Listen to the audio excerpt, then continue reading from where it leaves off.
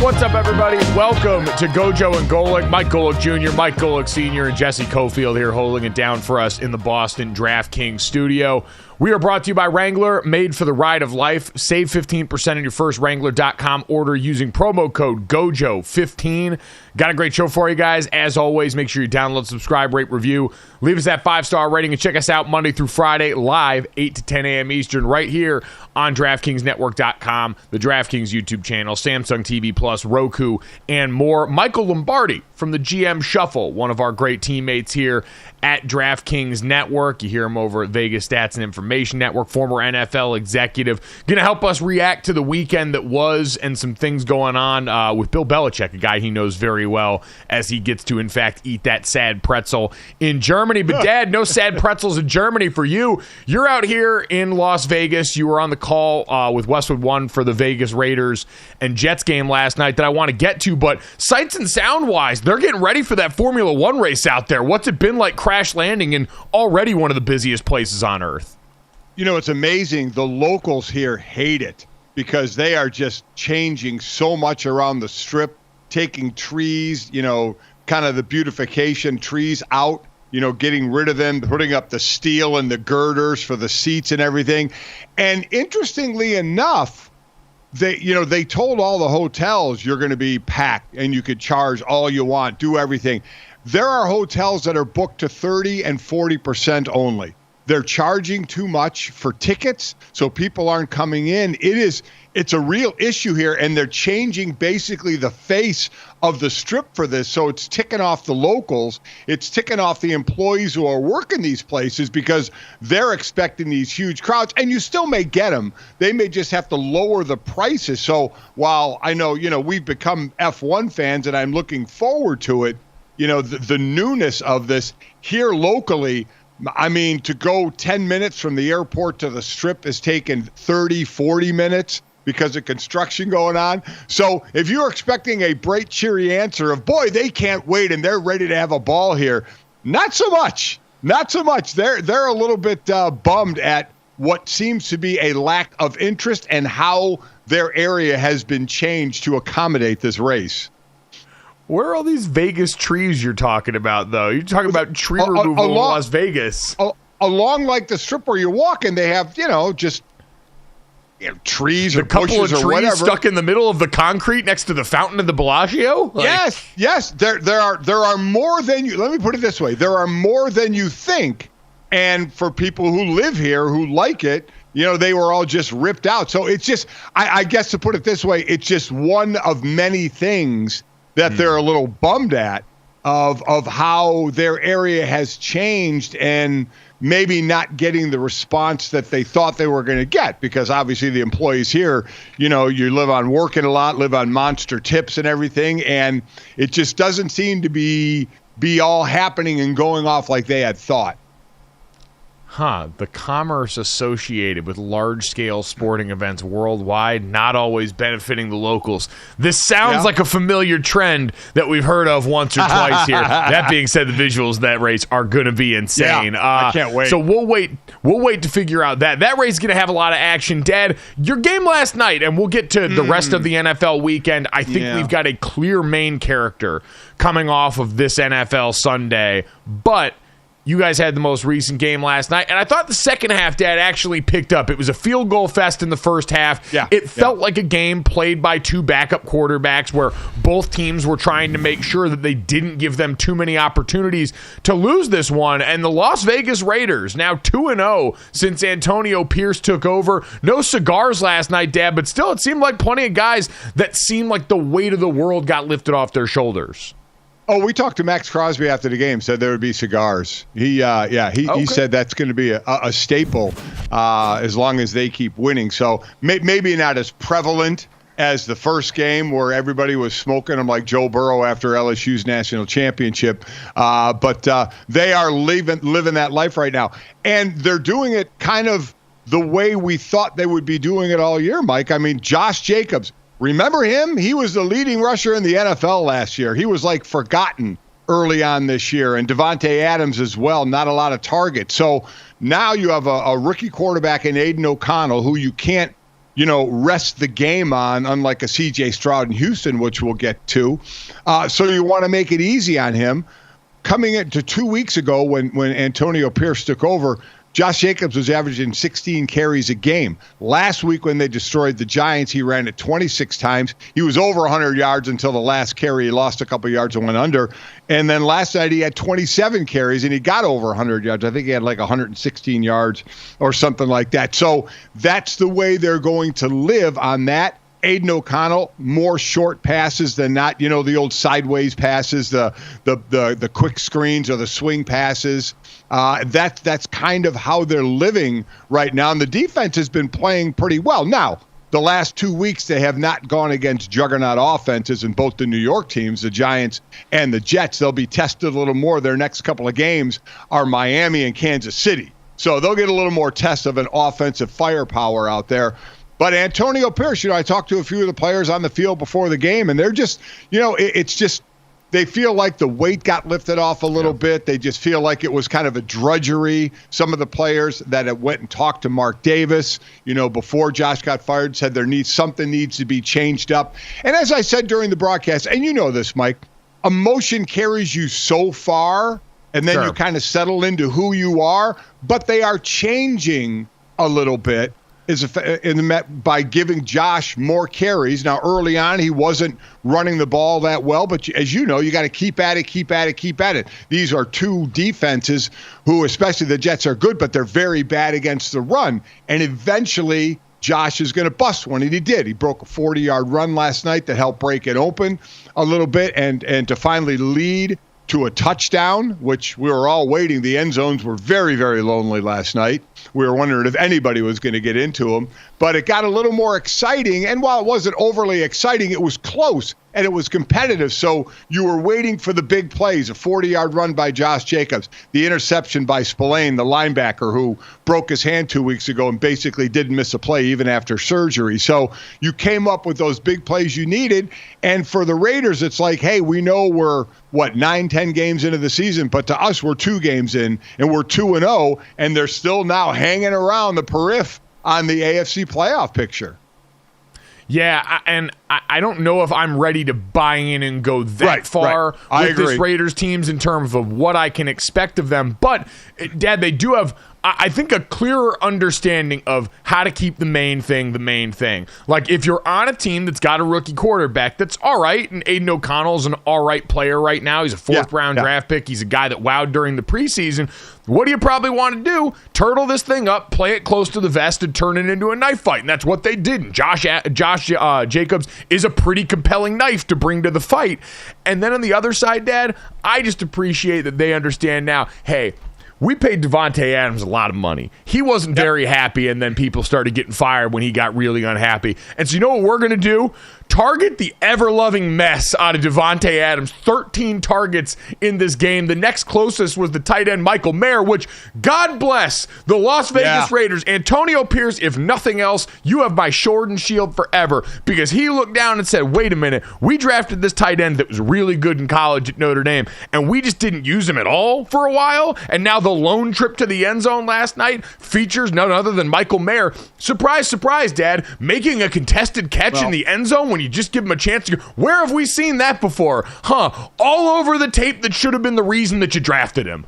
So that's what I had said last night. The difference, we've seen some rookie tight ends playing well this year, and we said going in, Michael Mayer is not going to be that tight end that separates from the DB, right? But throw it to him, and he catches the ball. He catches it in traffic. The touchdown last night, Aiden O'Connell did a great job. He's 6'4". The DB that was on him, the safety, was 5'10".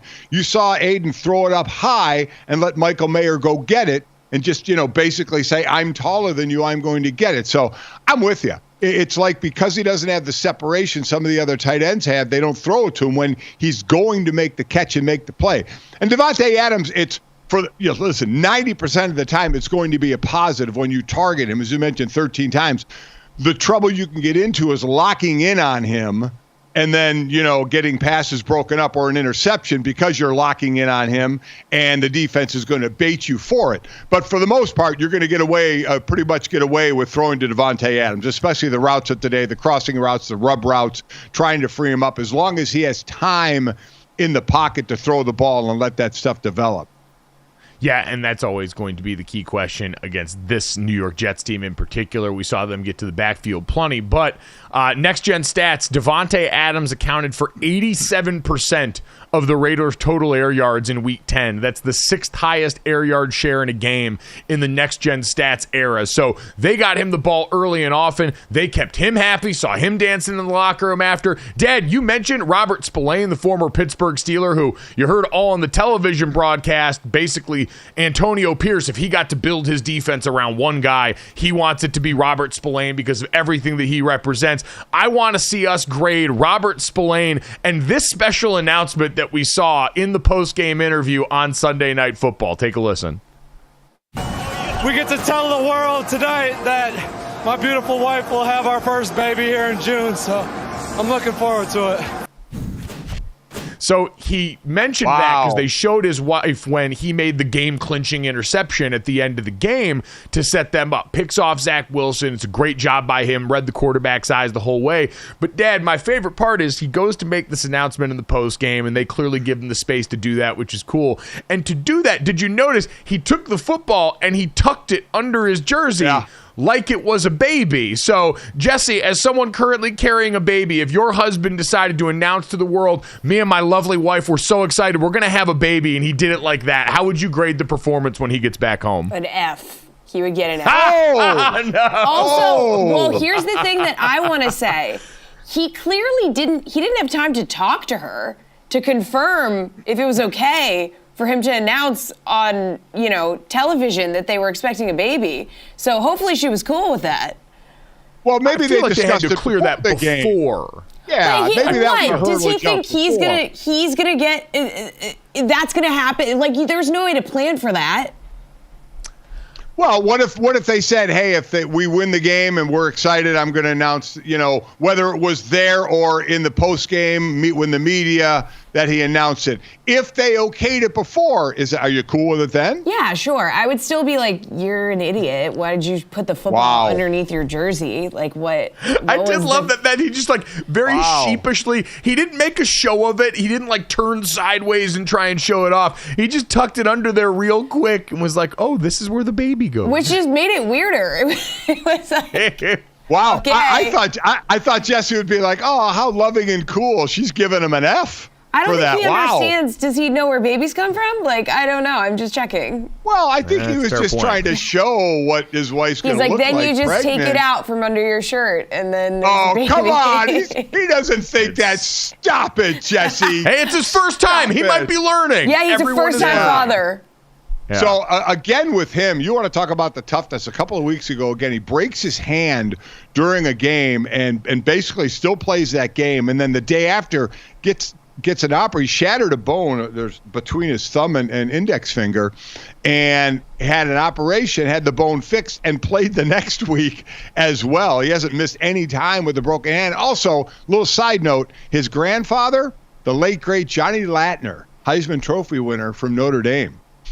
Cool as that. There we go. Wow. The connections everywhere. All right, Bobby. Yeah. We appreciate that. Definitely. He just seems like a Raiders guy. You saw him taking off the helmet and go the tongue out at the camera. He's a true blue Raiders sick up, murdered out visor too, which salute to the king on that. What an incredible aesthetic. But if we're going to talk about injuries in this game, because I feel like you said, Dad, for the Raiders, it's going to be interesting now. Antonio Pierce, how real is his candidacy for this job going forward outside of just this season, which we heard insinuated last week he's going to have a real shot to interview and keep this job. What the Raiders' trajectory looks like, I still don't know if I'm willing to buy in the current AFC of them as a real potential playoff team, but there's hope that's starting to build up there. Yeah. On the other side, we got to talk about the New York Jets, which means, Jesse, we have to do our weekly check-in when Aaron Rodgers and the Jets play in primetime on how is his Achilles looking. It feels like we talk about this every week, but if they're going to keep putting the Jets on primetime, we're going to keep having this dang conversation. So again, he's a guest on the Jets sideline, for their game against the Raiders. And here's where things really get interesting, guys. he revealed to Melissa Starks a timeline of his, return apparently from this injury. Mid-December is what he said. He said, I know it sounds insane, but you do a good surgery, you have a good patient, it makes this possible. So in week 15, guys, around this timeline of returning, the Jets travel to Miami to face the Dolphins. Then on Christmas Eve, Jets going to host the Commanders. Okay, I'm just saying, you have poo-pooed the idea that Aaron Rodgers is going to return. I feel like we're at the point where he's getting way specific about when he's coming back. He's saying he's coming back this season. How do we feel about this? Also, can we really quick, we have a photo. Yeah, Dad, you should be able to give us the answer to this question. We have a photo of Senior having a moment here with Aaron Rodgers. And I know this is where you got all the secrets, right, Senior? Yeah. So, all right, are you guys ready? Listen. For anyone listening on the podcast, there. by the way, this is a picture of my dad and Aaron Rodgers down in the field talking pregame. Yeah. My dad looks like he's wearing a shirt that I think he stole from my closet. We'll put that aside for the time being right now. It's not stealing. You lost in pickleball, so he has the right That's to wear them. Exactly right. Yeah. Thank you, Jesse. Appreciate that very much. Yeah, so we spent a few minutes on in the middle of the field just chatting, and I can tell you, I have some breaking news. Oh, my God. All right. Breaking news is... Are we ready? That's a drum roll. He is just about 100% sure he will be playing in the Lake Tahoe golf event in July. Yeah. Oh, okay. wow. All right. Wow. Okay, there we go. A different timeline, but certainly an important one nonetheless. Thank God for that investigative journalism. The moment we've all been waiting for. You asked the important questions, and he felt comfortable enough to give me the important answer that next July that he should be good to go. He said he doesn't want to miss that tournament. So that's kind of what we talked about. You heard it here first. All right, first. there we go. Breaking news. Make sure you clip it. Aaron Rodgers exclusively gives the breaking news to my dad that he believes that he will be back on the course, ready to play by the 2024 American Century Classic in Lake Tahoe, where my father is also hoping to secure an invite again. And American Century people, we need to make that happen. It was a really fun trip for the rest of the Golic family. So great trip. Great trip. Back. So timeline there, July. So that looks good. Other than that, listen, what else is he going to say? He's rehabbing every day. What's coming out now, or what people are wondering now, is if he does come back sooner, was it only a partial tear of his Achilles? And that's something we're probably never going to know, or maybe we will. Sure. We certainly know the doctor isn't going to talk about that. That would have to come from Aaron himself. Was it a partial tear? If it was a partial tear, how partial was it? How much was it? Does this give him the ability to maybe come back? And would you do it if the Jets are kind of there, kind of out of it, risking the fact of re-injuring, or just saving it all for next year? That would be a big decision to make. You would have to have a clear path to the postseason, because if it was murky at all and you put him out of there and you potentially let one bad situation become worse, your O-line. Dad, I guess that's the interesting part of this, though, is that context of where they're going to be at that point. Because you saw the game again last night. There's a bunch of blame to go around for this team, right? Especially offensively. There's a bunch of stuff. You mentioned the offensive line. But you keep coming back to Zach Wilson in a couple of critical moments last night. I keep wondering and seeing some of the mistakes made and going, could have just, Jacoby Brissett level veteran have gotten them through a few more of these moments where all of a sudden this is a more winnable game, and you do get to the end of the season and have a team that's closer to the postseason, where maybe if this Aaron Rodgers Hail Mary ends up landing in the end zone for you, now all of a sudden you're closer to the playoffs. He makes some really good throws, but then the bad plays are bad. And it costs you in close games, and it's normally going to be close games because your offense doesn't have the ability to pull away. Your defense can keep you in games, and clear path there as well. We talked about Devontae Adams targeted 13 times. Garrett Wilson was targeted 14 times, and we know the clear stars on these teams. It's just still kind of a hold your breath moment with Zach Wilson on what are you going to get on each play. Two teams in similar spots. The Raiders feeling a lot more hopeful about their future than a continually sad Rob Saleh, who once again saw his defense living in an opposing backfield and his offense unable to muster up touchdowns. Coming up next, though, we will get to the young quarterback everyone's talking about and see how high this Houston Texans thing can fly.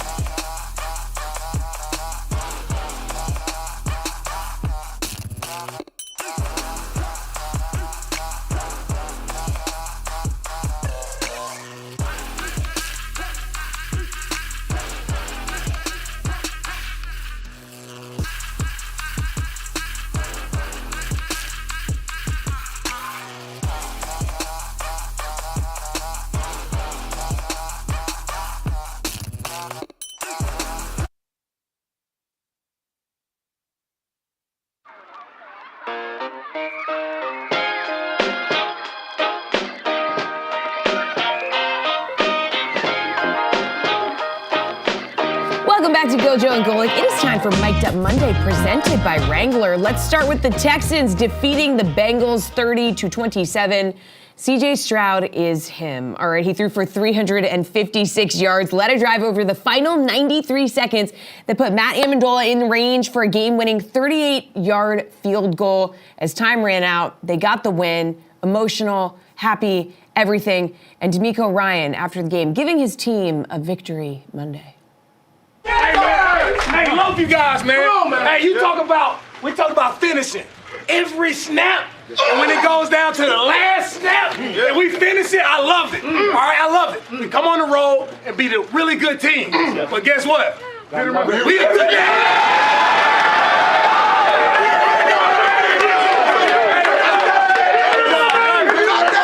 I'll give it to you one more time.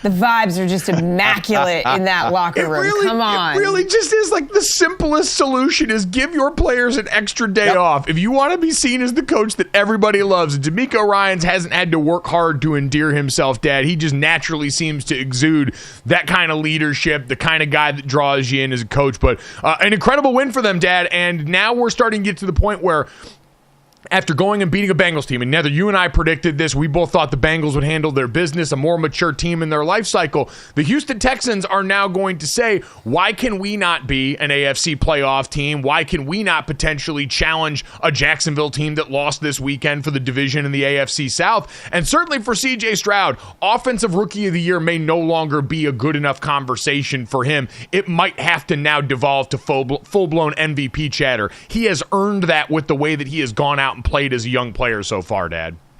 You know, you sit there and you want to look at where he is in the league. He's second in yards at this point. He's sixth in rating.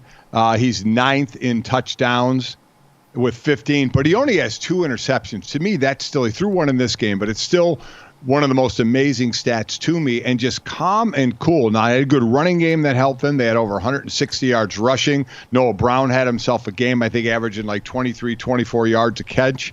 Tank Dell, that's the thing. Tank Dell, a rookie. You know, you have young players you can build around. That defense really good against the run, not as much against the pass, but playing really well against the run. And you have a young head coach who relates to the players really well. So not only are they playing well now, but even if it was a little less than this, you'd say still arrow up on the youth and how they're playing and how they're picking everything up. But they're coming in way ahead of schedule.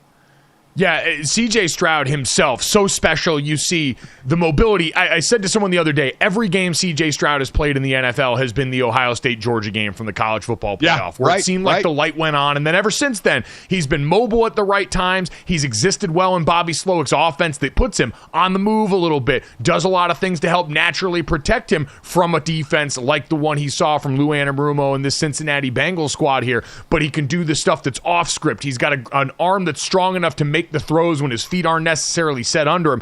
And Daddy's got a short memory. At the end of this game, you got the interception that almost went for a pick six that gets the Bengals right back into this. You got a throw near the 2-minute drill deep downfield on third down that stops the clock, gives the Bengals another opportunity to go tie this thing, and he's able to shut all that off, compartmentalize it, and go down and lead a game-winning drive for this team. You mentioned the rookies, Dad. I also want to shout out they've got the perfect mix of veteran guys on this team. Robert Woods and what he's done for that receiver room. The offensive line with guys like Laramie Tunsil and Tyus Howard and company there. Defensively, Sheldon Rankins had one of the more dominant performances you will ever see in that game. According to Next Gen Stats, he had a career-high 7 pressures and 3 sacks, all of which came matched up with right guard Alex Kappa for the Cincinnati Bengals. That was a dominant performance. So they did a great job of not only finding talented rookies, including their quarterback, but also the perfect mix of veterans in the right places that have really shined and I think been great off the field, certainly for these players, but on the field as well. Yeah, lot to build on there. And you said, you're right, it's a good mixture. And what he did, Rankins, as you said, on the inside, absolutely amazing. to see that, because as you've talked about, a D lineman could have 1 sack and 2 pressures and consider it a great game, and the O lineman have a bad game. Well, that was a really bad game from an O lineman standpoint. And think next couple of games they play the Cardinals, where Kyler Murray has come back and given them a victory, and then they have Jacksonville, they have Denver, and then they have the Jets. So all of a sudden you start to talk about flexing schedules, Sundays and Mondays, they could be a team that gets flexed into some of these games with the way they're playing right now. And oh, by the way, that game, a last-second field goal, was a record-setting one of 5 winning field goals as time expired. Not just like a field goal with a minute to go to put you ahead. Field goals as the clock ran out. One of 5 yesterday. They beaten Cincinnati, Cleveland beaten Baltimore, Arizona beaten Atlanta, Detroit over the Chargers, and Seattle over Washington. So big kicker day, big kicker energy of making the kicks when they count, especially in Cleveland, coming off missing the extra point to stay down 1 where they could have been tied up 31-all, miss the extra point, but get the chance to kick the game winner at the end. We'll talk a lot more about C.J. Stroud when we get Michael Lombardi here in a little bit. But you mentioned Cleveland. Jesse, let's get to the next sound on our schedule as we look at the Browns and Ravens slugfest from this weekend. Yeah, Browns rallied from a 14-point fourth-quarter deficit Sunday for what they called a statement victory, so 33-31 against the division-leading Baltimore Ravens. Amari Cougar giving us a look in... inside a happy Browns locker room after the game. Guys, can either of you name this song? Take a look. A listen. Hey! What are you trying to say? Go your trap! Hey!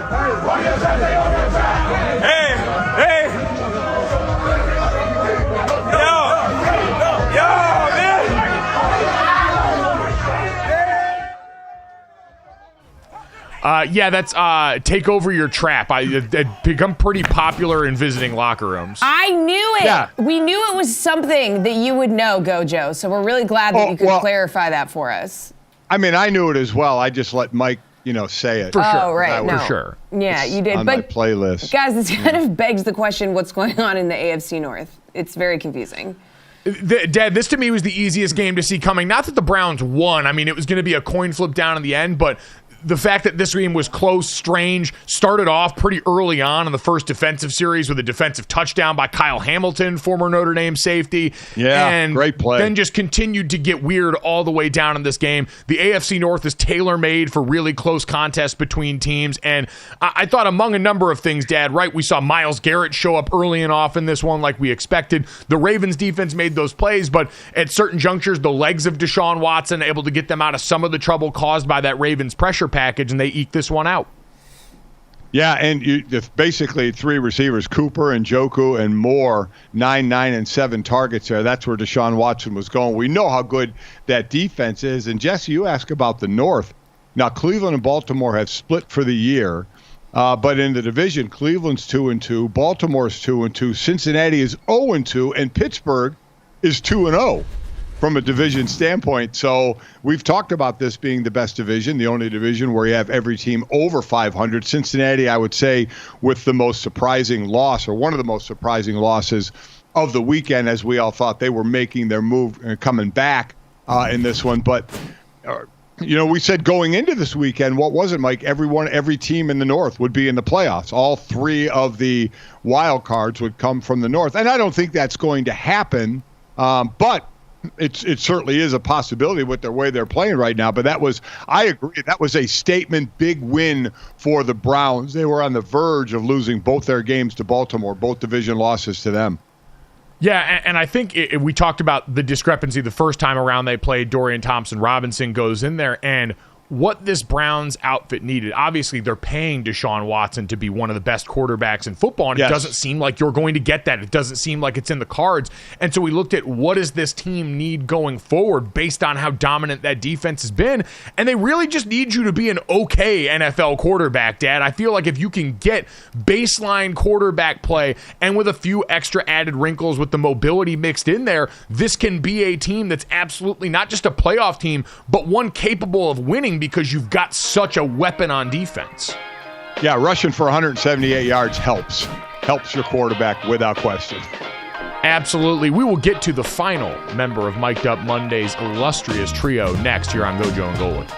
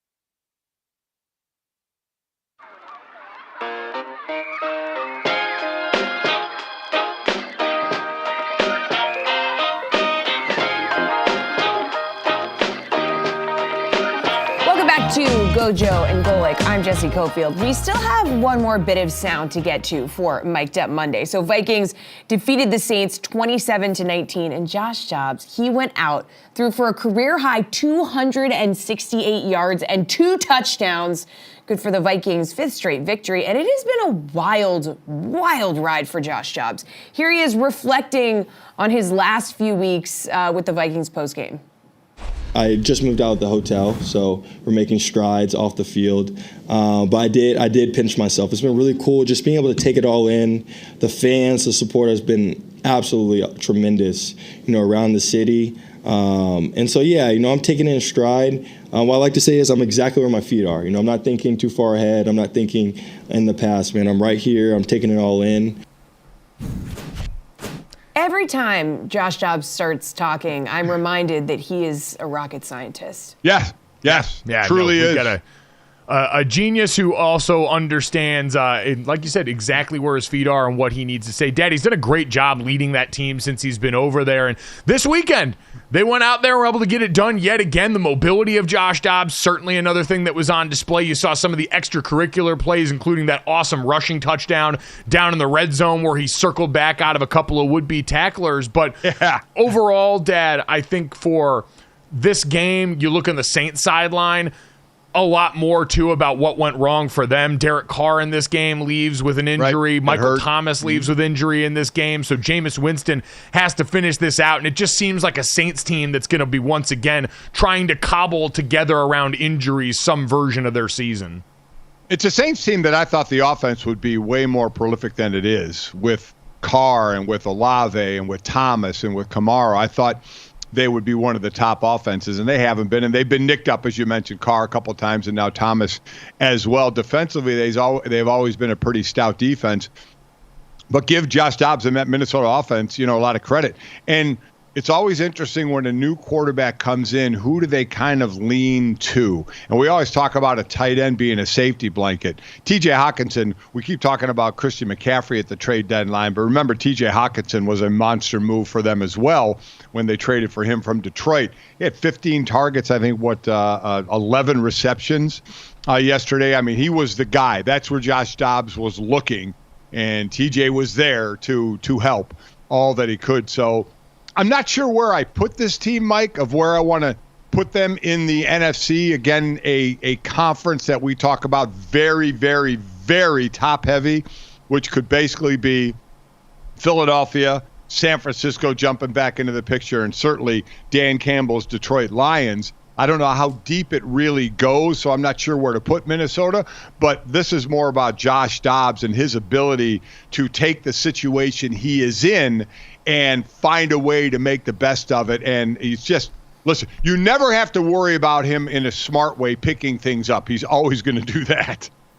Yeah, no, I think I would describe this team, Dad, as frisky. I don't know if I'm willing to rank them or predict them doing anything really of value, but again, this goes back to the Jets point that we talked about earlier of you had a team with a roster around it that looked pretty good. The offensive line had been protecting well for most of the season. You mentioned TJ Hawkinson, Jordan Addison. You still, by the way, you saw Justin Jefferson on the sideline plenty. Yep, He's a guy that said the other week, when I'm healthy enough to play, it doesn't matter where we're at in the season. My goal is to be a Hall of Famer, and sitting out long swaths of time isn't in line with that goal. So they're going to get him back at some point, Dad, in the midst of this offense. And like I said, Josh Dobbs is looking around going, man, you guys got rich person stuff over here. I was over hanging out in the desert for a long time. Kyler Murray came back yesterday and saw exactly what I'd been working with, was able to scrap one out against the Atlanta Falcons. I got good toys to play with right now, and so I'm going to go out here and ball, and he did just that.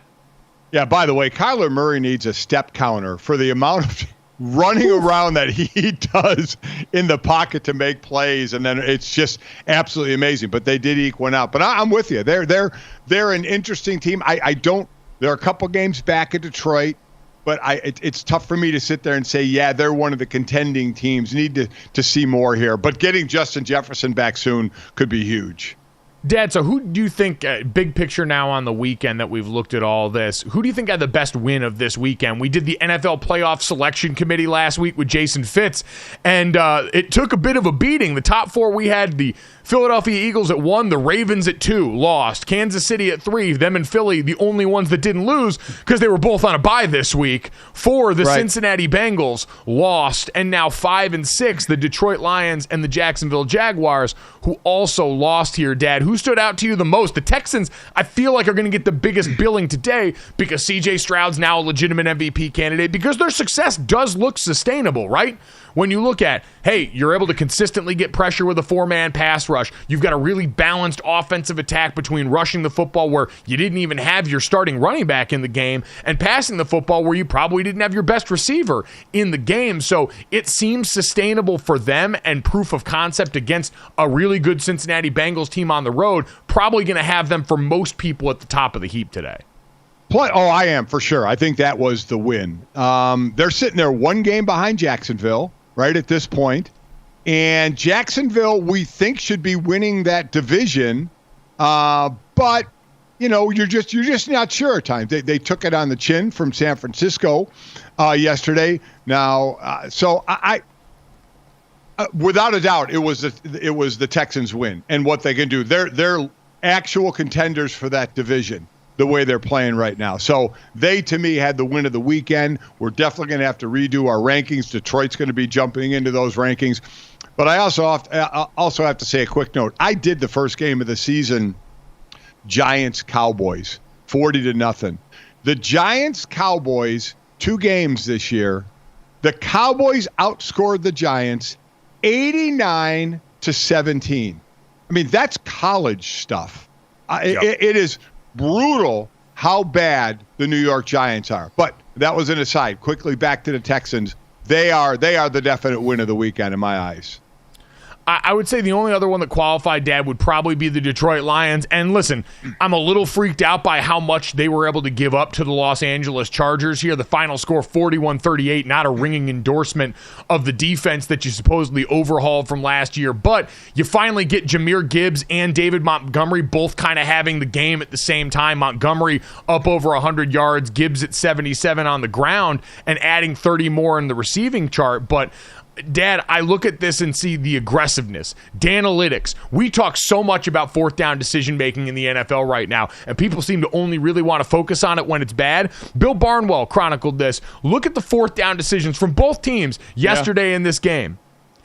Overall, teams went 8 of 9 on fourth down, including the Detroit Lions, who, when given an opportunity to go out and win the game at the end, decided to go for it on 4th and 2 that set Detroit up for the game-winning field goal. And make sure you didn't give the ball back to a red-hot Justin Herbert. Dad, Danalytics, fourth down aggressiveness, winning the day. And I love to see that from a coach who we know is not necessarily probably taking all of it from some org chart that the person prepares, but understands at the core of all this is the idea that I would rather give my guys the chance to win it than simply play to not lose games.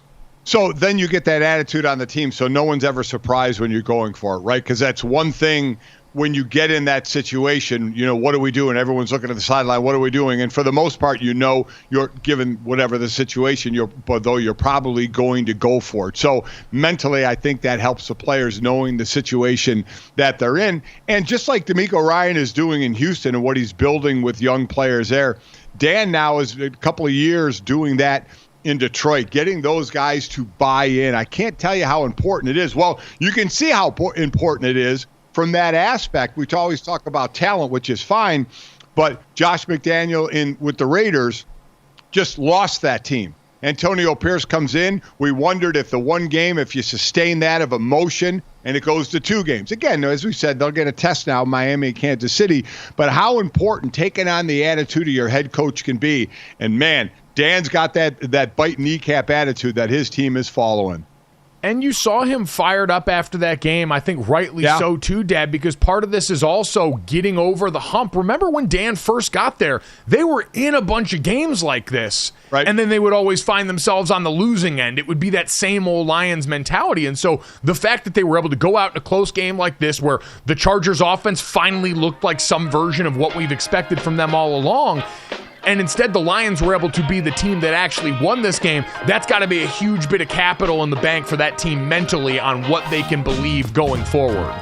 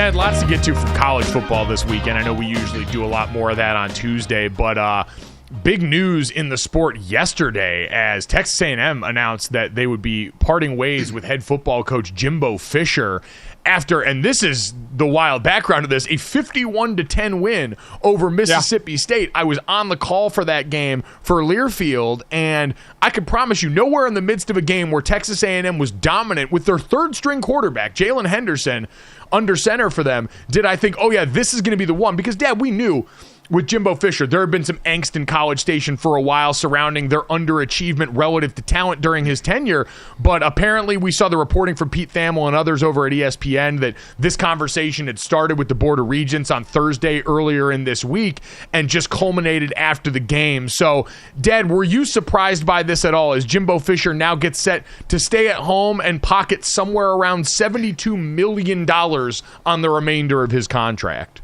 Yeah, I was a little surprised. Now, he has one signature win in his time there, right? A couple of years ago against Alabama. That's really been about it. But rarely do you see, what was the final, 51-10 or some blowout? I know you were on the call, but it was not a game that was competitive. Do you hear this?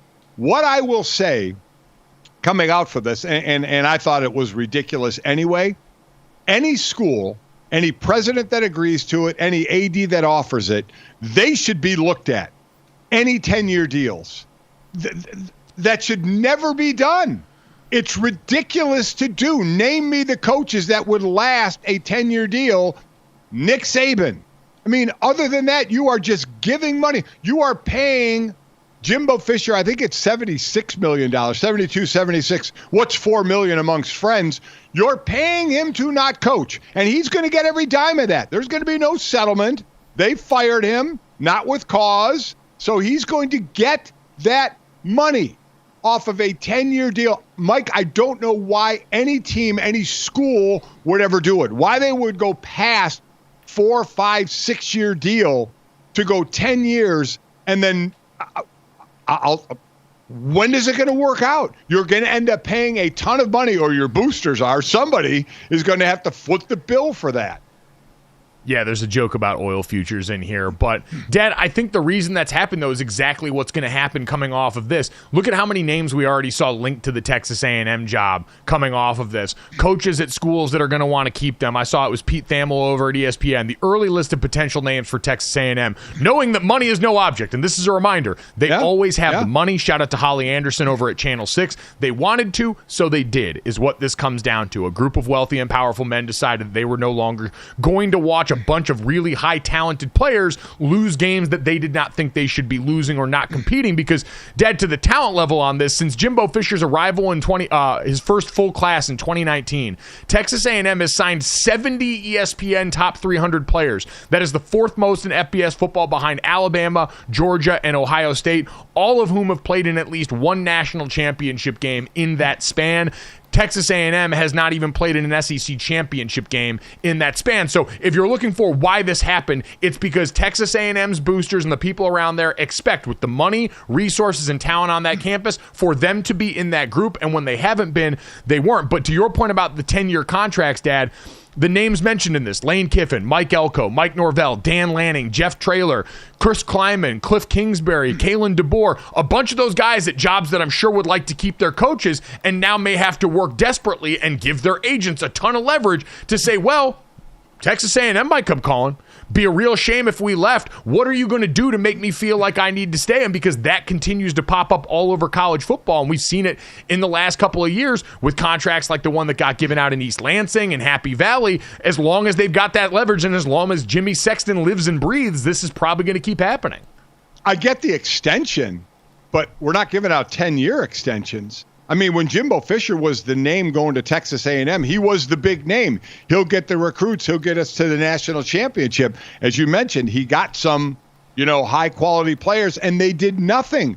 I mean, at some point, and that's the thing, there are the presidents who have to sign off on this are afraid to say no and not get that big-time coach. When common sense would tell you, hey, we'll offer you a 5-year deal. Hey, I want a 10-year deal, or I'm going to this place. Well, good luck. Enjoy that place, because we're not giving out a 10-year deal. But I guess the bottom line would be is if you have boosters that are willing to foot that bill, and as it's not coming from the university, then so be it. Hey, it ain't my money that we're burning. We're going to the guy who's pumping oil out of the oil well, who's making, hundreds of millions of dollars. Him and his buddies are footing the bill here. So cool. We'll keep giving out the 10-year deal. But any money that's coming out of the school, why they would give a 10-year deal, I do not know. But as long as you have rich folk that are ready to pay it out, I guess you'll continue, like you said, you'll continue to see it happen.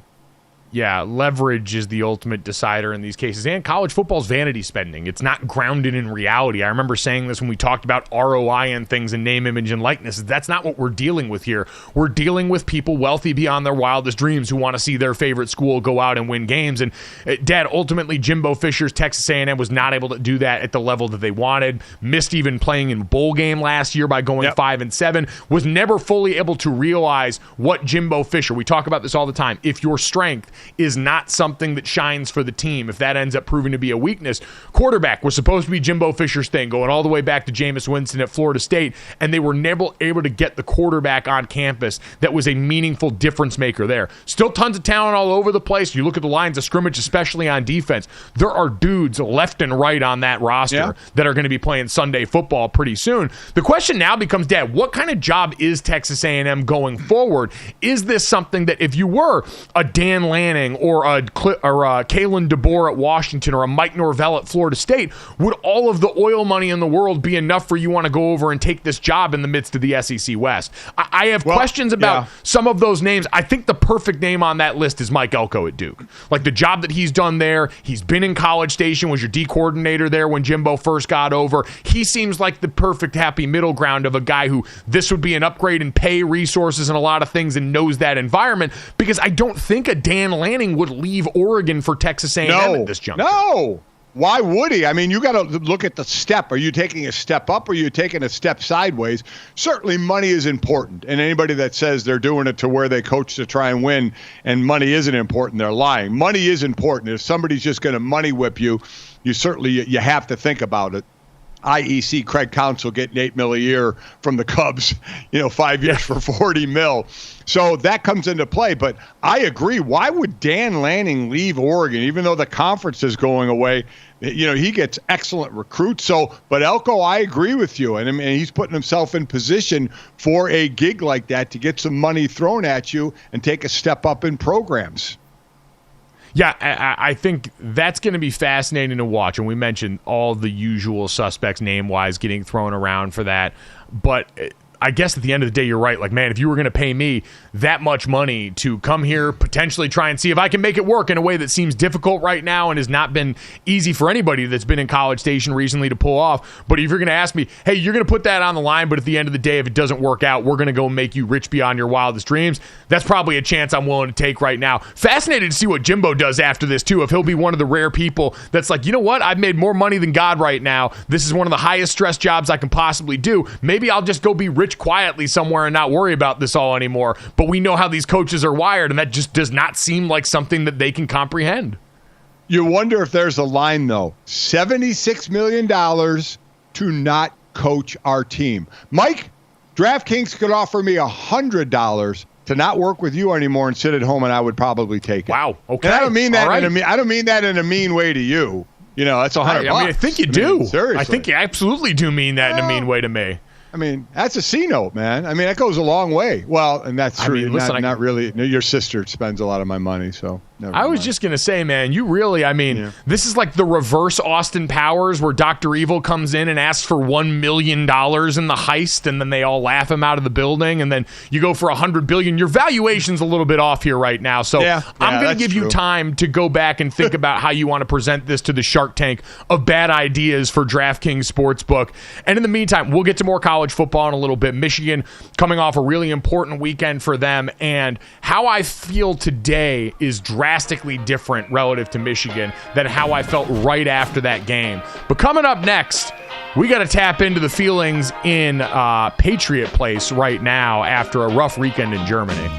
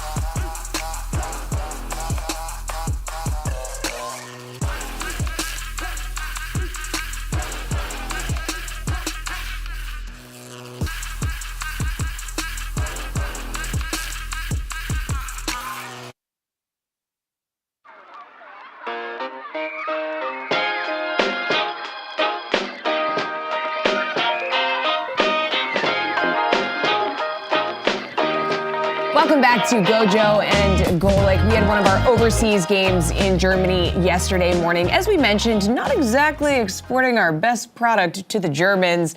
Patriots, Colts getting the win 10-6, and it was just an ugly one, guys. With the loss, also New England falling to 2-8, their worst 10-game start to a season since 2000. We got to go back pretty far for that one. The hits kept coming in this game. Okay, we saw the Patriots bench Mac Jones on the final drive. Bring in Bailey Zappi. Zappi throws the game-ending interception after a fake spike. It was a disaster. And here's what Zappi had to say after the game. Yeah, I mean, can't say what I want to say, but I mean, it was just, we were kind of behind on time. The way we talk about, yards we talk about 1 yard for every second. So we're trying to get ahead of the time by taking a shot.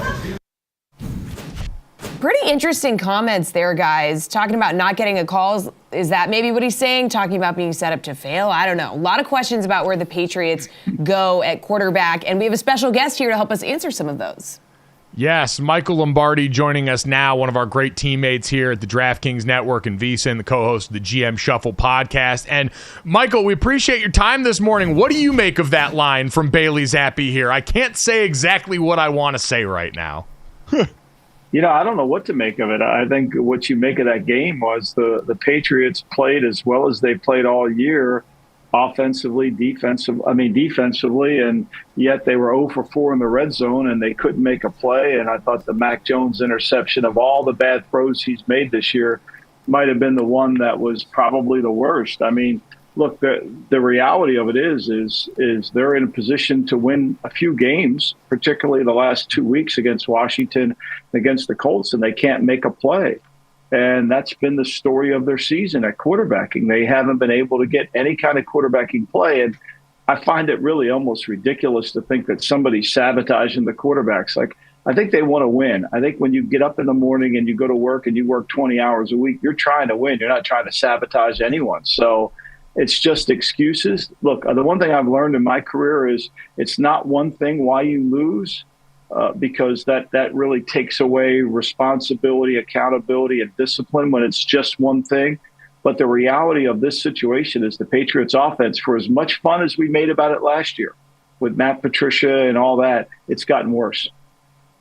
Yeah, the sabotage thing is a ridiculous thought. I completely agree with you on that. And that Mac Jones interception by the end zone was one of the worst, I agree, seen in a long time. So if you are running the show there, who's your starting quarterback next week? I don't know if they have one. I think if Zappi would have been half decent, Mike, if Zappi would have been half decent, he probably would have played. Remember, they cut Zappi at the beginning of the year because he was not very good in the preseason. And, I mean, look, Mac holding on to his starting job is somewhat deteriorating to the team because, like the Giants playing DeVito, when your quarterback doesn't make any plays, your team loses confidence. I think Mac's broken. I mean, he has no confidence in what he's doing, and it translates from practice to the game, and they haven't been able to get in any kind of rhythm. I mean, yesterday they ran the football really effectively, and they couldn't make a play. They couldn't make any explosive plays. Now, you can blame it on the receivers. You can blame it. I mean, C.J. Stroud's throwing the ball to guys. Noah Brown, who was on the waiver wire. Nobody knows who he's throwing to, and yet he's making plays. The quarterback drives this offense, and unfortunately for the Patriots, they don't have one. I don't think whoever they put out there in 2 weeks is probably not going to be good enough. So whether shuffling deck, yeah.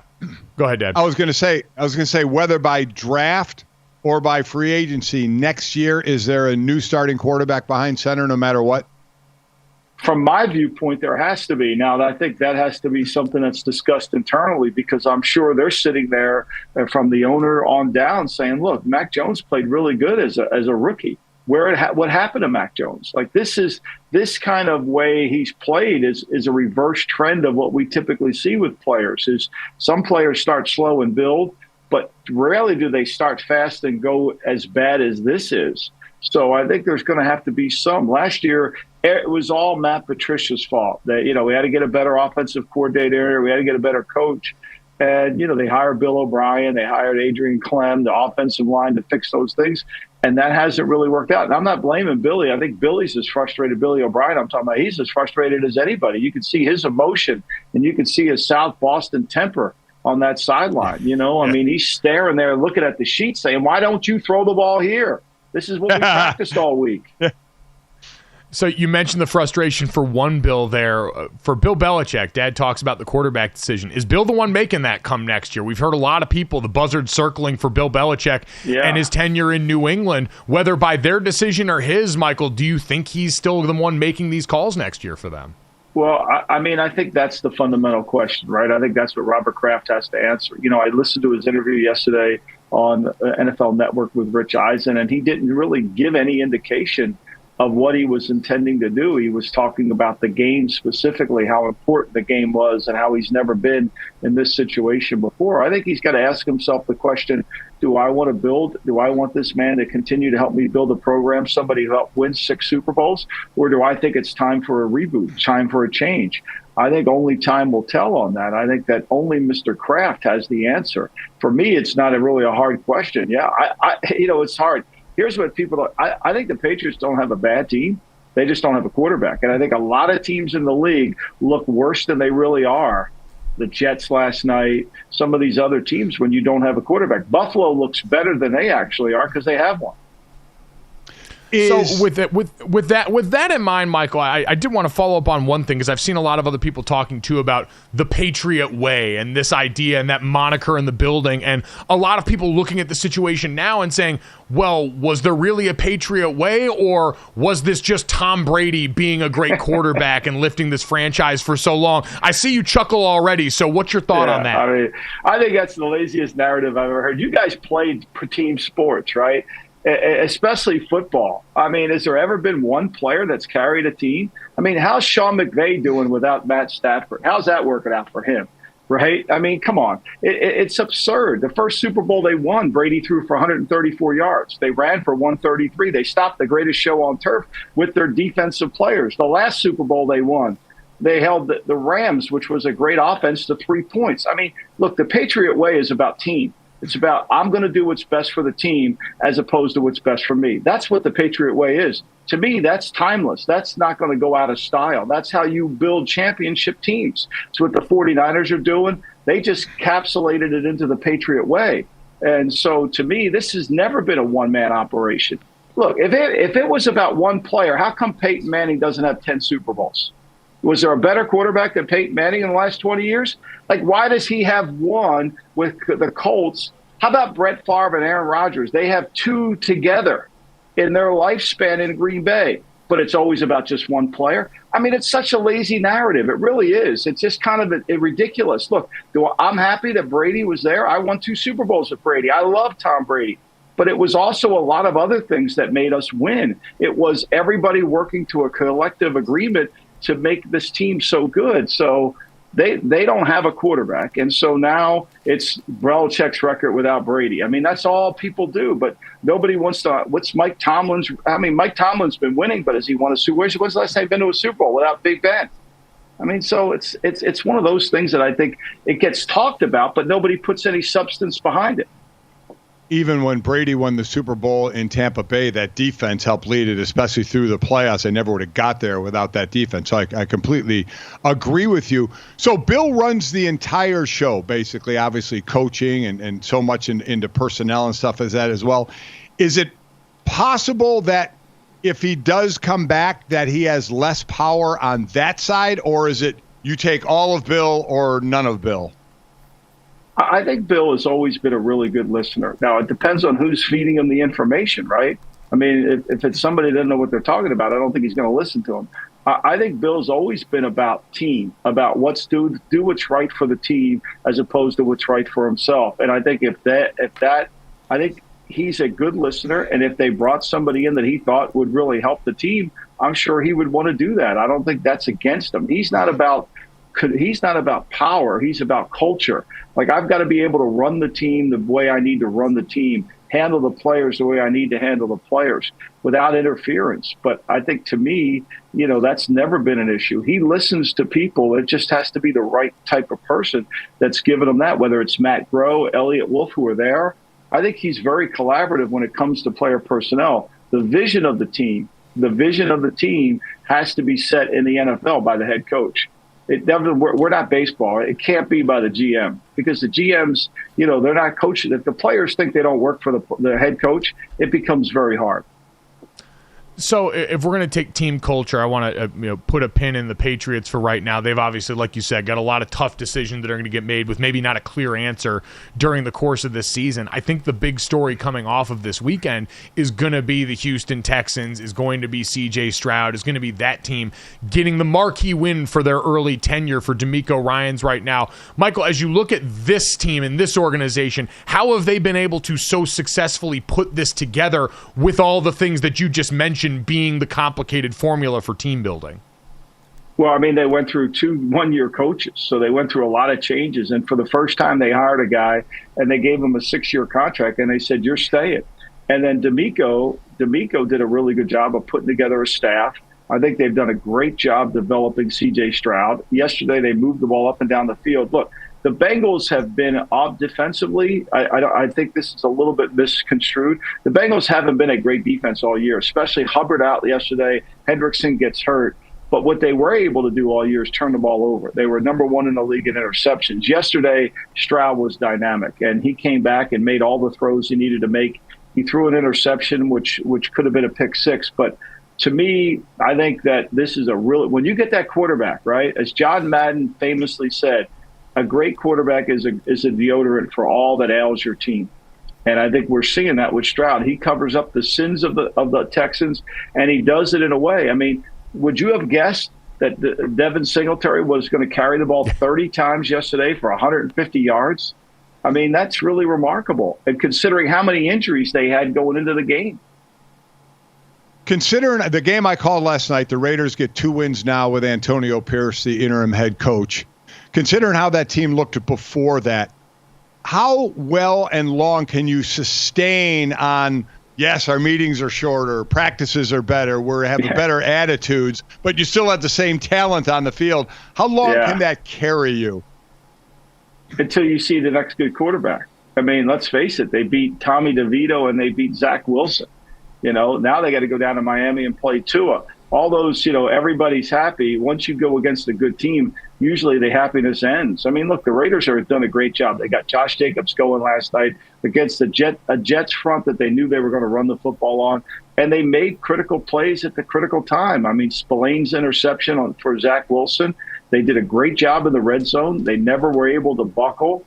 They were able to get the plays that they needed. The Jets had a lot of unforced errors in terms of false starts and penalties like that, which kicked them away from having an opportunity. But I think when you run against a good quarterback, that becomes harder. Your talent shows up. But take nothing away from what Antonio has done the last 2 games. I mean, they're playing with a high level of energy. They're playing really good complementary football. It's been really impressive to watch. There's no doubt a totally different vibe around that building right now that Dad got to see up close and personal last night. Everyone, please make sure you check out the GM Shuffle. It's awesome. Michael Lombardi always giving out really important, helpful information. Michael, we appreciate you giving us some time this morning. Thanks so much, sir. Appreciate it. Anytime. Thank you. Thanks, Michael. Dad, switching gears here a little bit because there's so much going on in the NFL. We got our all-weekend team coming up here in a little bit where we'll get to the top performers overall from the weekend. We'll take a look ahead to Monday Night Football. But I wanted to get to a little more on the college front here coming off that. We spent so much time talking about Tom Brady, a Michigan man here. I wanted to go back, if we had some time, to his alma mater from this weekend, because while we saw so much emotion from everything that happened in the NFL, the cigars in the locker room after the fact, a lot of the dancing that we've played, I don't know if there's going to be a more viral clip than what we saw from Michigan interim head football coach Sharon Moore after the Wolverines' win in Happy Valley against Penn State. It was their first big test of the season. It was the most important game thus far on their schedule. And they passed in the middle of all the controversy around the team, the sign-stealing scandal that ended with Jim Harbaugh being suspended, basically right before this game. I mean, we are getting people on Saturday documenting the bus ride over to the stadium and if Jim Harbaugh is or isn't on the bus.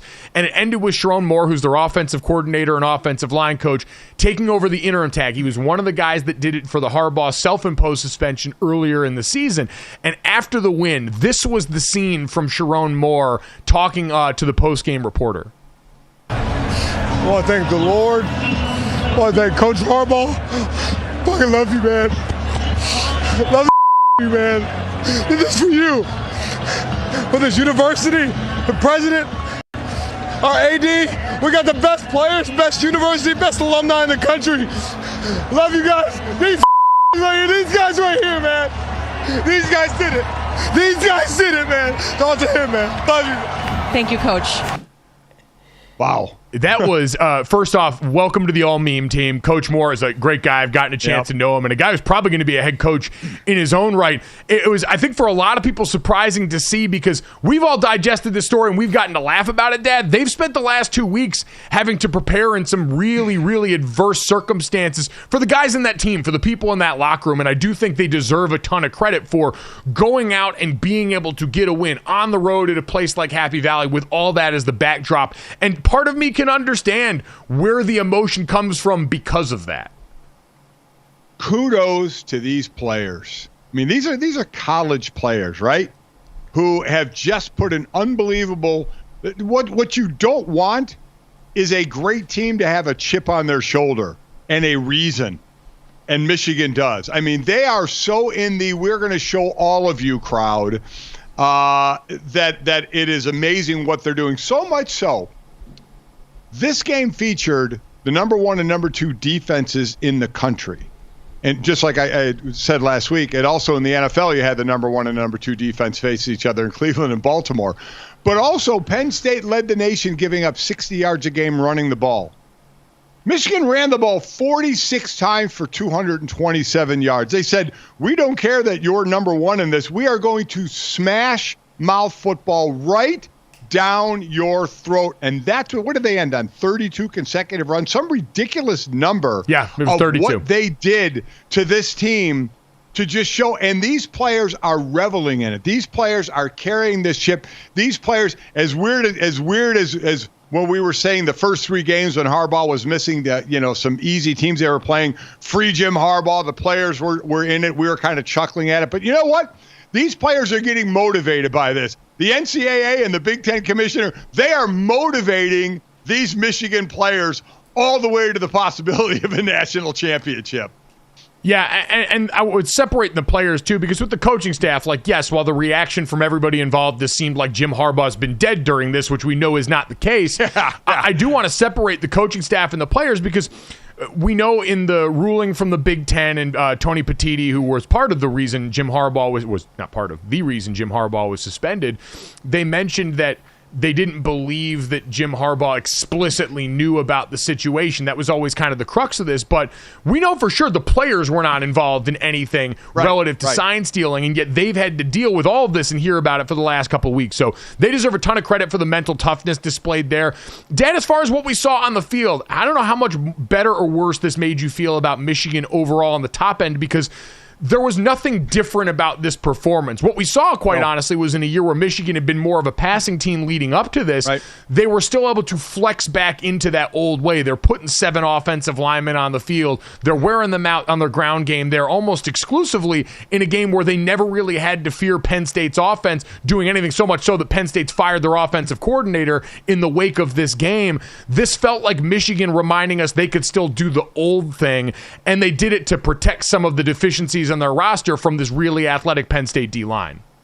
This was kind of your father's football game, right? This was kind of the old 3 yards in a cloud of dust we talk about with the Big Ten.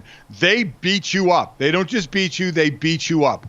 And that's what they do. At times it's not pretty, but they do it. And as you said, we're starting to see the firings. Jimbo fired Alex Grinch, the D coordinator at USC, fired Mike Yursich now, the O coordinator who both times, the 2 big games Penn State has had, Ohio State and Michigan, they failed to produce, I think, over 240 yards of offense. But Michigan is on their way. I don't see anybody stopping them until you get to the championship game. Yeah, Michigan confirmed what I believed all along, is that their floor is still largely in the same place because of how they're built along the lines of scrimmage. There were critical moments where I thought they might have still been able to put the ball in J.J. McCarthy's hand in a big game in a way that they didn't, and that makes me wonder going forward about, have all the beat Georgia periods, have all the focus on their ceiling gotten them to a place that's beyond where they've been?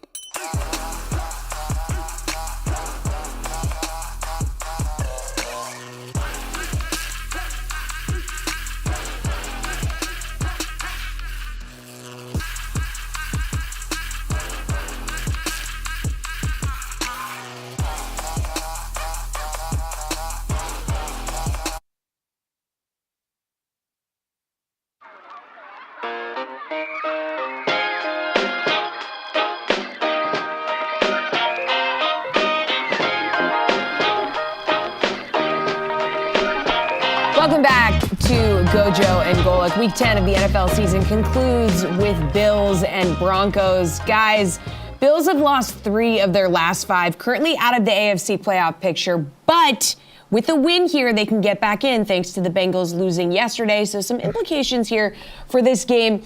Let's take a look here at Josh Allen, okay? Home and road splits is what you're looking at, Dr. Allen and Mr. Hyde. I don't think we spell it H-I-D-E. I think it's H-Y-D-E, but we'll let that go. Guys, Allen's been much better at home than on the road this season. So what do we think? Do we expect him to bounce back tonight against this Denver defense that ranks last in the league in yards allowed? Yeah, but Dad, overall for this Denver team, I think we've seen after that embarrassment at the hands, and I did this for the Miami Dolphins, where I said, I wonder if you just made that game a normal blowout between Denver and the Dolphins. How we perceive both teams. Because for Miami on one side, it elevated the discussion of their offense to a place that hasn't been sustainable. And when they've played teams like the Eagles and Bills, life got a little bit different for them. And when they had injuries along the offensive line, we sort of ignored them and said, well, you're the greatest show on turf. You're supposed to be able to overcome this. When that's not reality. That's not how any of this stuff works. And I feel like for the Broncos on the other side, they were a very bad football team to start the season. I don't want to make it sound like it's anything different, but when you give up 70 points like that, we start flirting with, are you one of the worst teams and worst rosters of all time? And in recent weeks, as Javonte Williams has gotten going in that backfield, as the defense has steadied some, you've seen a team that's still not going to be overall a playoff team, especially not contending in the AFC West, but they were able to go out there and get the win against the Chiefs and at least show that they can be respectable under Sean Payton this year. So I think with that in mind, it's a little bit more of a challenge for a Buffalo team coming in that's just so beat up in so many areas and hasn't seemed to be able to pull themselves together, losing a lot of injuries, especially down the spine of that defense. I agree. You win a couple in a row, you start playing with more confidence, right? And that defense, while all factual, they're the worst in the league, giving up 405 yards a game, 31st in points surrendered, over 28 points a game. So that's there. They live with that. But it's also a what have you done for me lately? 19, 17, and 9 points. Their last 3 games, that's what the defense gave up. So they're playing better. And still with Buffalo, they can be a bit of an enigma to me on which team you're going to get. So you have a team in Denver that's starting to build some confidence. Sean Payton is going to be there. It's going to be his way. He's going to continue to get his guys around it. So can they start to turn the wheel a little more in their favor? And while they're not going to make the postseason, I don't believe, or anything like that, but can they start to be that team that tough out, right? That where you see them on the schedule, you're not like, oh, this should be an easy game for us, but whoa, they're playing some better ball right now, so we can't let this one slip away. I wonder if they're starting to become that team as they're building confidence. Yeah, I think that's kind of the best that you can hope for at this point. As if you're Sean Payton, you came out with a lot of fire and brimstone before the season. You made waves rubbing the Jets the wrong way with all the Nathaniel Hackett slander. And in the midst of that, I will always go back to, this is a guy that said, we expect to be a playoff team this season. And obviously you had to wave bye-bye to that. But, Dad, it is the chance still to set the foundation for what's to come. And I think so often now in the world of football, college or pro, we don't really think about that, this idea that you're allowed to not have immediate results when you come in somewhere, especially with a quarterback with this name and price tag and a coach like that. But maybe that's what the Broncos are going to manage to pull off. For the Bills on the other side, Dad, does it make you feel any different that apparently Latavius Murray called an offensive players-only meeting to remind the team how much talent there is on the roster in Buffalo? Does that make you a little more worried for the Denver Broncos now going into this game? Yeah, a team that's 5-4 and coming off the loss to Cincinnati, calling team meetings. Like, I think they all believe that they're underachieving right now, right? They're sitting there second in that division, a loss behind the Dolphins, but they feel like they should be better than they are. They feel like they should have that Chiefs record or that Eagles record, 2 loss or 1 loss. They feel they're that good of a team, and at times they are. But that's been their issue, showing some inconsistency. So, yeah, I think you have a team that is kind of a little bit, who are we? We know we're better than this, and yet we're not showing it on the field. So that's when you start to get that vibe on the sideline. If things aren't going your way, you start to look around and say, how is this happening to us? We're a better football team than this, yet it's not showing up on the field. And I think that's confounding a lot of players on that team.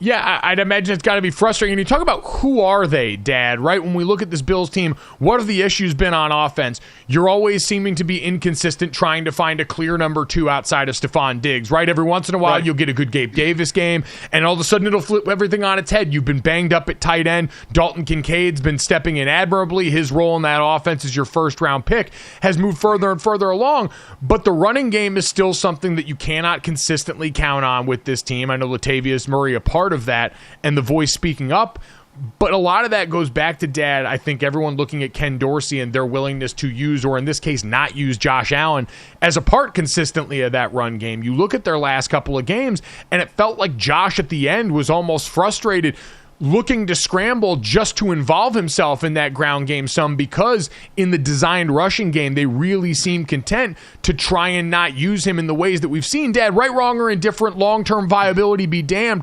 This Bills offense is at its best when Josh Allen is someone they involve early as a real run threat, as a part of the actual design run game, whether that's a draw or otherwise. I think they've got to get back to that. And maybe part of that come to Jesus meeting is, hey, listen, we understand you guys got a lot of money invested in Josh Allen. We want this to all work in the long term too, but in the short term, this guy as a tractor trailer running in the open field is one of our best chances to start to establish some success there. I have said from the beginning, whether it's him, whether it's Lamar Jackson, now that offense is certainly working better with Todd Monken. Even though they lost, they put up over 30, though the defense certainly helping with the scoring there as well with a pick 6, so they put up, 24 or so in that game, is for those teams to win, those quarterbacks at the end of the day are going to have to do what they do, and that's run. That can't change. And I know, as you just said, they talk about protecting so you can play longer. But if you get where you want to go, and for both these teams, it is the Super Bowl. It is winning the Super Bowl. That's what they're building it for. They have to be big parts with their legs. And I agree about that Josh Allen. I still go back to the second year. When the first year was running, the second year they tried to back him off of that to protect him, and it wasn't working. He got back to running. And that it started helping the team because they need that. Because from the passing standpoint, here's your interception leaders: Jordan Love, Mac Jones, who may be benched, Jimmy Garoppolo, who's already been benched, then Josh Allen. They 10 interceptions, and then Jimmy and Josh have 9. Now, Patrick Mahomes has 8, so he's throwing some interceptions as well. But Josh turns the ball; he throws some bad interceptions. But I'm with you. He needs to use his legs to help that team and bail them out at times. And again, I understand you look at the last few games, 8 carries against the Bengals, 7 carries against the Bucs, 7 carries against the Patriots, but so many of those felt like, anecdotally, and I'm sure we could go back and corroborate this, it's late in the game. It's Josh having to make those decisions under duress instead of going in and deciding this is how we're going to live. And Dad, some of the things aren't going to get worked out, right? You're not going to get the players back on defense down the middle that you lost at all 3 levels. Right. You're going to hope that Von Miller is able to net you more and more as you go along here. But offensively, you've got to be able to carry the load. We just talked to Michael Lombardi about how they're one of the teams that's playing outside of their roster strength because Josh Allen is so good. And that's going to have to keep up because after this game, you've got that Jets defense that they'll be going against. And then after that, it's Eagles, Chiefs, and Cowboys in a 3-game stretch that's probably going to go a long way in deciding their season. And if Josh Allen, if you haven't pushed all your chips into the center of the table on that particular player, I think you're going to have a bad time against those other spots because your roster's just been so beat. Boy, we talk about that division and what we thought it was going to be at the beginning of the year. Now, Aaron Rodgers, 4 plays in, changed that for the Jets. New England is gone. The Jets, I don't think anybody has any faith that they're going to be able to make a run. And you have Miami, who hasn't beaten a winning team, and now Buffalo, who is having team meetings with a winning record. So that division has really kind of become more on shaky ground than anything else. Which of those 2 teams, Miami or Buffalo, at some point can take control of that division? Yeah, you mentioned that frustration. I mean, we talk about it's all about where expectations are. Texas A&M fired Jimbo Fisher because money's not real and because their expectations based on their talent were at a different place than their results. For the Buffalo Bills, they expect to win a Super Bowl with Josh Allen in this roster, and so far they have fallen short of that goal.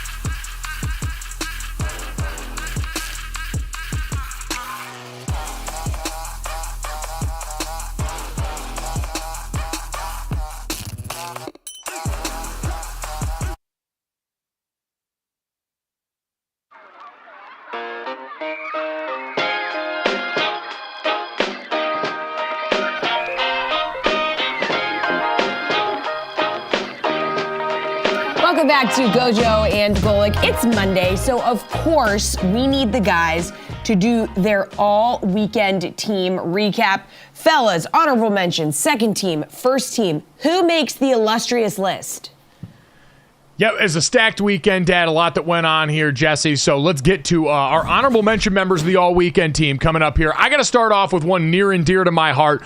While the game was every bit as sloppy as we expected here, the Dallas Cowboys plucked the wings off the New York Giants, led by Tommy DeVito. But I got to give it up for Tommy DeVito, who made it clear last week and announced to everybody as he was starting to get introduced to the nation that when he signed with the Giants, the 25-year-old made the no-brainer in his mind decision to move back home with his parents, who live about 9 miles away from the Giants facility. And MetLife, he said, it's great. I got chicken cordon bleu when I come home. My laundry gets done. Dad, this is a kid that's wise beyond his years at 25, understanding that if you've got the opportunity to have all that stuff taken care of so you can keep the main thing, you take that and you enjoy mom helping you out. Boom. It's a great flex, without question. Think of the money you're saving as well, not paying rent unless his parents are charging rent, which I doubt they are. But eating good meals every day. I remember my rookie year eating like pizza and ho-hos, for dinner when I was living by myself Pro in athlete. Houston. So, oh yeah, it's exactly right. I was feeding the machine back then. So yeah, good for him. My honorable mention, I'm going to the North Carolina State women's basketball team, knocking off UConn in regular season play, knocked them off 92-81 in this game. Sunday's game, it was the first top 5 win for North Carolina State as an unranked team since December of 2016, and it marked the most points allowed by UConn in a game ending in regulation since 2001. So kudos to North Carolina State, unranked at this point. UConn had won the last 6 meetings between the two teams, and they come up with a big game. One of the reasons they out-rebounded UConn 41-19, which started to make Gino Auriemma, who was already a fiery coach, basically lose his mind about saying rebounding is nothing more than hard work. And then a bunch of expletives about his kids not working hard to get rebounds. So you want to get under his skin, do something that involves hard work and fail at it, and watch him go off. Boy, it's just a reminder to UConn back in the chat here as we've talked about all the star power in women's college basketball and focus so much on LSU and Caitlin Clark in Iowa. Oh, by the way, Paige Beckers, who was really, going back a few years ago, the star name in women's college basketball, now back after injury last year. So tough start to the season for the Huskies. All-weekend team, second team, Dad. I'm going to go Danielle Hunter on the defensive side of the ball. Danielle Hunter having a sensational season with Vikings defense, big changes here with Brian Flores taking over. Already notched his 11th sack, which, Dad, I saw Ben Gosling of the Minneapolis Star-Tribune point out that already now, at this point in the season, triggers a $1 million incentive bonus in his contract. Usually we're waiting until week 17, week 18 now at the end of the year when guys are chasing these. Danielle Hunter gets to kick his feet up and enjoy the rest of the season with a fresh batch of 7 figures already in his pocket. Good on him, having an incredible year, no doubt an all-pro, Pro Bowl caliber year, but also doing it now a little bit more wealthy.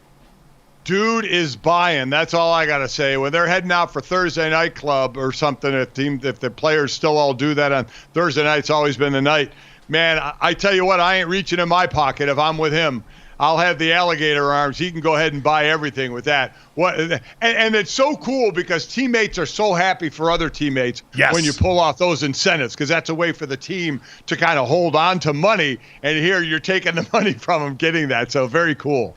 I was going to say, usually we get those stories at the end of the year where guys on the sideline are all gassing their dude up, trying to make sure if they've got the ability to help a guy get to a bonus number, they do. And so kudos to Danielle. He doesn't have to sweat this out this year. Mike, I'll take the next 2 here, the second team and first team, so I can leave you your time because I know where you're going. My second team is going to be Kyler Murray. I wasn't sure what this was going to be like. And listen, so they beat Atlanta. It's his first game in 335 days since he tore his ACL against New England last year. 19-32, 249, no touchdowns, 1 interception. Wasn't the greatest, but again, watching him get out of trouble in the pocket, things that won't show up in the box score, on that knee, that repaired knee, seeing him run around and create plays was good to see again. I don't know if he's going to be the quarterback there next year, how it's going to fit into that offense, but watching him coming off a knee, help lead his team to victory was a cool thing. I'll give him kudos for that. And my first teamer is going to be Tyrese Maxey from the Philadelphia 76ers. The man, a lot on his shoulders because James Harden is not there. They pull off a win over Indiana. He scores a career-high 50 points. He's averaging 28 points a game for a 8-1 76ers team. So, and everybody loves this guy. All you hear is what a great guy he is. And he is, man, taking the opportunity now and playing. He's been playing really well, but really upping that level to a career-high 50 points. So he's my first teamer. Yeah, Tyrese Maxey's been the one, sort of every team kind of has that one player that the fan base looks at as untouchable. Yes. Really the organization. Yep. And every time trade discussions have come up around the 76ers, Tyrese Maxey appears to be the guy that they are never going to be willing to part with. And he's repaying that faith in him by going out there and balling outrageous. So going to be an important contributing member of that team. There is no doubt. Congratulations to Tyrese Maxey. Go ahead. The first team, this is an easy one this week. We mentioned in the NFL this weekend, our top four, really top six, when we did that mock playoff exercise with Jason Fitz last week, which we'll do again this week, got absolutely shredded. The only two teams in the top four that managed to stay in the top four were the Philadelphia Eagles, who we had at 1, and the Kansas City Chiefs at 3, because they were both on a bye this week. And so, with that, how do you win the weekend? How do you win first team, all weekend team when you're on a bye? Dad, if you're Travis Kelce and Taylor Swift, you do it by setting the internet on fire at a concert in Argentina. Travis Kelce flying down on the bye to go see his baby perform in a show where we got so much content. I saw someone, I think it was Sam Monson over at Pro Football Focus, say we basically got all 22 camera footage of every interaction between Taylor Swift and Travis Kelce this weekend. Dad, you can start it off. To end the concert on this tour, Taylor Swift has finished with a song called Karma. And in that song is a line where Taylor says, "Karma is the guy on the screen coming straight home to me." Most people assume a nod to her former actor boyfriend, Joe Alwyn.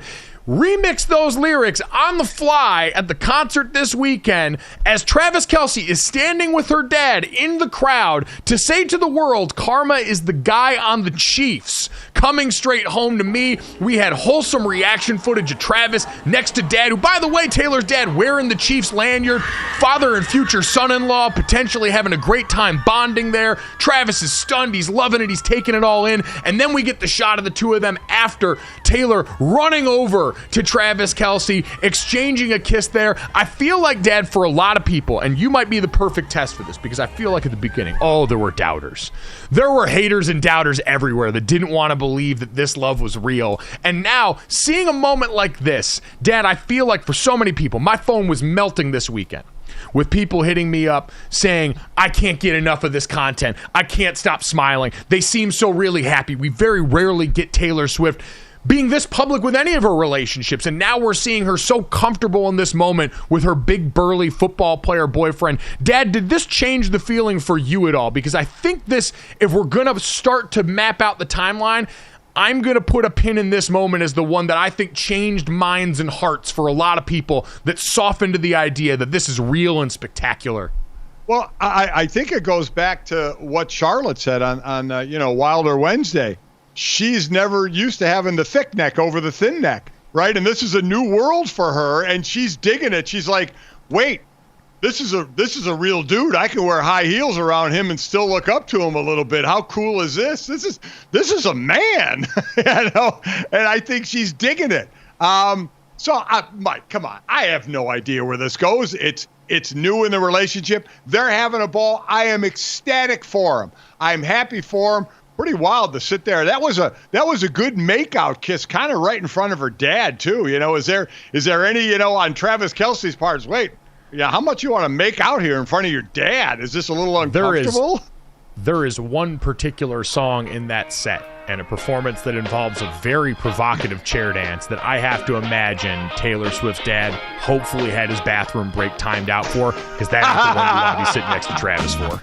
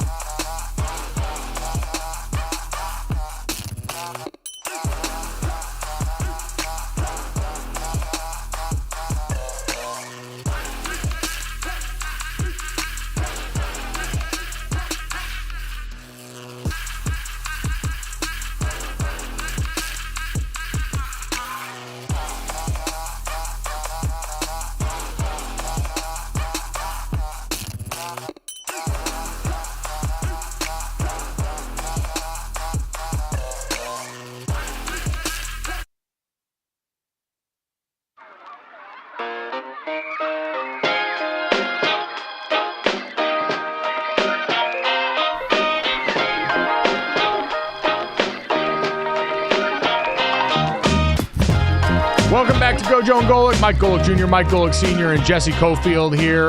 We are going to send you guys off the way we always do. This, that, and the third. 3 quick stories to get you to the rest of your day. As always, make sure you download, subscribe, rate, review us. Catch us live here, 8 to 10 a.m. Eastern, Monday through Friday on DraftKingsNetwork.com, the DraftKings YouTube channel, and all the other fun places. You can see us, but on the off chance you have to miss any of that, you can always check out us and any of our great guests. Michael Lombardi joined us from the GM Shuffle today to talk about the New England Patriots, Bill Belichick, sad pretzels in Germany. You can catch that wherever you get your podcasts, Apple Podcasts, Spotify, all those fun places, or right here on YouTube, right when we get done with the show each and every day. Guys, let's get to this, that, and the third, and start off with this. LeBron James and Kevin Durant got to play against each other over the weekend. There was a lot of talk about the back and forth between these two athletes. And Kevin Durant, as he's wont to do, goes on the internet to respond to a lot of people and talked about this notion of athletes being friends or not. And Kevin Durant said at some point, y'all non-athletes are going to realize that friends compete harder against one another. To which LeBron James responded with a palms up emoji, with Michael Jordan and Charles Barkley in one picture together.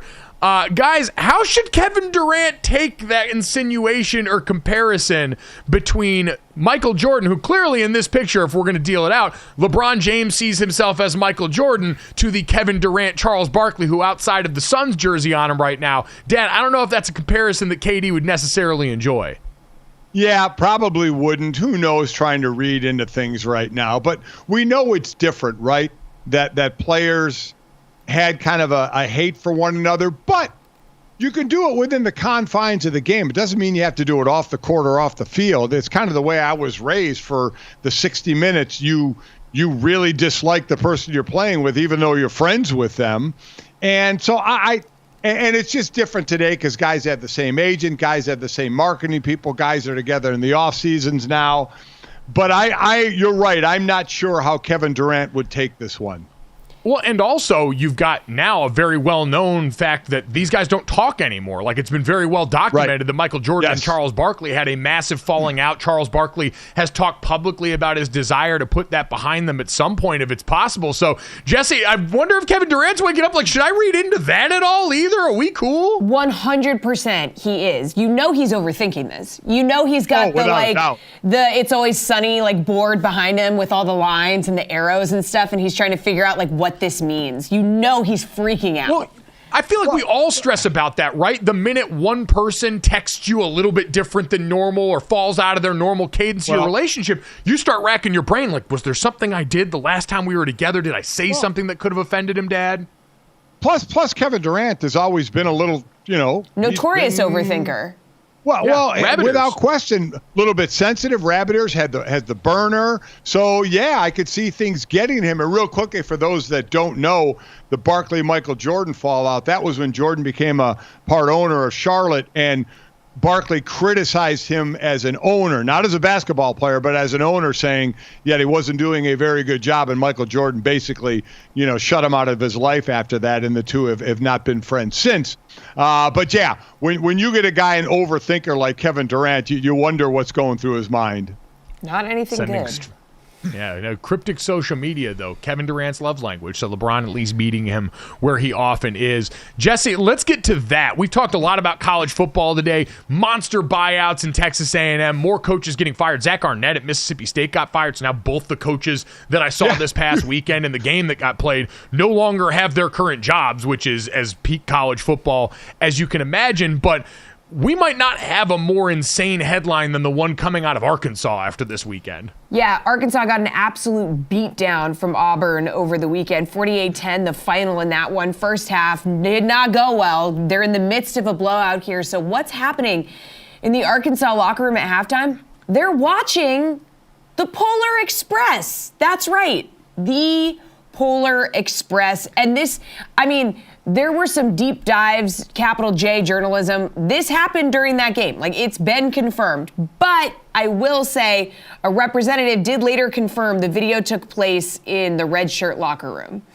Yeah, so they said it was like an auxiliary locker room, Dad, off to the side, where a lot of the red shirt players, and for anyone unfamiliar, a lot of times when you are redshirting, you won't travel to the team hotel for home games. Right. You're not even getting dressed. I mean, it used to be for us at Notre Dame, you wouldn't go down and hit the play like a champion sign if you were one of the redshirt guys. You would go out of the main tunnel in a different way. So there are some teams that will delineate that along those lines. But, Dad, I've never even seen the TVs in a locker room work a lot of the times, let alone have this. And you're right, Jesse, someone went and checked this over at SI with ChristmasTVschedule.com to find out that the Polar Express was actually playing on television on TBS during the time that halftime would have been going on. Confirmed. Confirmed.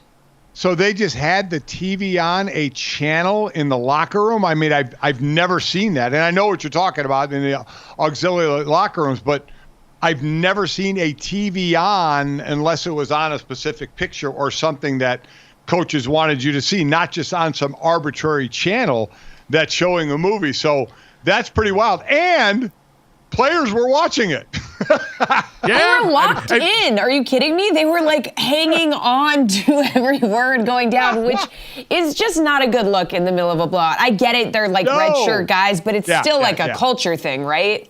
Well, yeah, and I guess that's the thing is everything's going to feel bad right now because Arkansas season's not going the way they want to. I wonder if it would be different if it was a different movie. Like if they were in there watching Rocky or 300, would the reaction be different if it was something that was seen as maybe firing up the guys a little bit? Yes, it would be, but they were watching the Polar Express. Me. Yeah. It absolutely would for me. Yeah, if I'm seeing Russell Crowe cutting down some other, people in the gladiator ring, I'll be all good with that. Yeah, but the Polar Express, nothing about that is going to Well, I mean, it is timely, though, and it's a good reminder that though we are just in the beginning of November right now, we're on November 13, it's not too early to start listening to Christmas music, and they're already playing Christmas shows on TV because, spoiler alert, there ain't Thanksgiving culture. It all goes back to the agenda for me to further the idea of advancing Christmas well beyond the bounds that most normal people want to take it.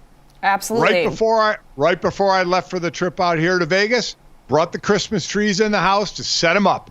And I don't want to hear a damn word from anybody. It's our house. We do what the hell we want with our house. We will put up Christmas decorations. We will listen to Christmas music now, and we will be laughing and smiling and enjoying ourselves. And isn't that what it's all about? I'm happy just hearing about that. I had hot chocolate with whipped cream the other night because I was just like in the Christmas spirit. Why not?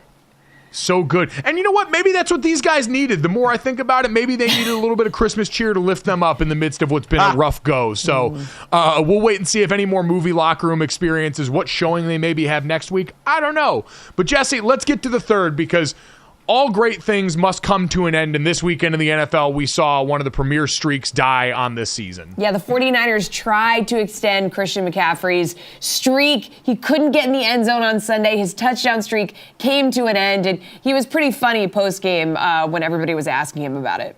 Yeah, I suck. Everyone else on the team scored, except for me.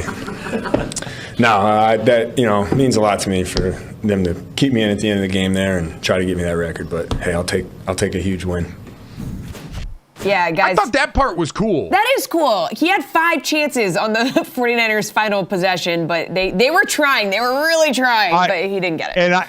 And I have zero problem with them trying. As Shanahan said, 18 games in a row is a big record. So if we had a chance to do it, I was going to try and do it for him. It's a little nerve-wracking. The last thing I wanted to do is get him hurt. I wish we could have done it for him. I think it's a pretty big accomplishment because he's tied at 17, right? He's tied with the record. Yeah, so this would have broken he's tied the record, yeah. Yeah, so, I mean, it was all plays right in a row, right in the goal line that the other, obviously Jacksonville knew it was coming, and they stopped him every single time. And also, I will say Kyle Shanahan said that he was talking about it with Doug Peterson, and Doug Peterson wasn't offended or anything. Everybody knew about the record, and, they were good with it. Yeah, I mean, listen, my thought always in the spots is going to be, if you don't want them to score on you, stop them from scoring. Everyone involved can acknowledge that for all the great things Christian McCaffrey has accomplished in his career, standing alone with a record like that is pretty cool to have your name imprinted on the record books. Love the 49ers for giving it a try. Bummer for Christian McCaffrey. Better luck next time. You'll have to settle for being rich and great at everything and handsome and jacked. Somehow, thoughts and prayers. Lift him up. Download, subscribe, rate, and review us. Thanks so much. We'll talk to you tomorrow.